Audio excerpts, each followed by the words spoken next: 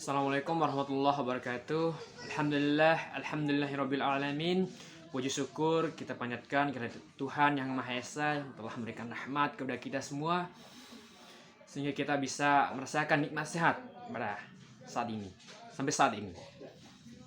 Sholawat serta salam tidak lupa pula kita haturkan kepada junjungan alam Nabi besar Nabi Muhammad SAW, Nabi yang telah mengeluarkan kita dari alam jahiliyah menuju alam yang Islamia seperti yang kita rasakan pada saat ini. Langsung saja tanpa berlama-lama kita masuk ke soal yang pertama, yaitu sebutkan dan jelaskan aspek-aspek dalam agama. Yang pertama, aspek radial. Aspek radial ini menyangkut doktrin-doktrin teologis maksudnya. Seperti halnya dalam Islam atau yang disebut dalam Islam yaitu akidah. Kemudian aspek spiritual. Aspek spiritual ini itu bagaimana tata cara kita menjalin hubungan dengan Tuhan atau Sang Pencipta. Yang ketiga, aspek moral. Bagaimana tata cara tingkah laku kita dalam berindividu. Kemudian yang keempat atau yang terakhir, aspek sosial, yaitu bagaimana tata cara kita ataupun tingkah laku kita dalam kehidupan bermasyarakat. Kemudian kita masuk ke soal selanjutnya. Yang pertama, akidah adalah suatu keyakinan atau kepercayaan sebagai bentuk pembenaran kita terhadap Allah dan Rasul-Nya. Kemudian syariah yakni berisi tentang hukum dan aturan-aturan tentang sendi kehidupan umat manusia atau umat Islam. Seperti contohnya syariah ini sebetulnya sholat, mengeluarkan zakat, berpuasa dalam bulan Ramadan. Kemudian akhlak yakni tentang bagaimana seseorang berperilaku benar atau berperilaku baik terhadap sesama manusia. Akhlak adalah tingkah laku seseorang yang mendorong untuk melakukan suatu perbuatan yang baik.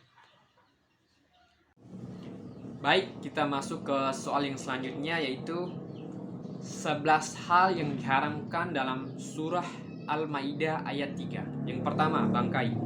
Yang kedua, darah yang mengalir. Yang ketiga, daging babi. Yang keempat, hewan yang disembelih selain atas nama Allah. Yang kelima, hewan yang tercekik. Yang keenam, hewan yang dipukul. Yang ketujuh, hewan yang jatuh. Yang delapan, hewan yang tercekik. Yang kesembilan, hewan yang disembelih untuk berhala. Yang kesepuluh, hewan yang diterkam binatang buas. Dan yang terakhir, hewan yang hewan yang terbunuh menggunakan azlan ataupun anak panah. Baik, kemudian kita masuk ke soal yang terakhir, yakni bacakan salah satu hadis Arba'in Nawawiyah. A'udzubillahi minasyaitonirrajim. Bismillahirrahmanirrahim. An-Nabi Ruqayyah Tamim bani Usidda Iyan radhiyallahu an-Nabi sallallahu alaihi wasallam qala da'inun nasihatu kulna liman qaqal walikitabihi walirasulihi wala uimmati muslimin wa immatihim rawa muslimun. Artinya, dari Abu Ruqayyah Tamim bin Aus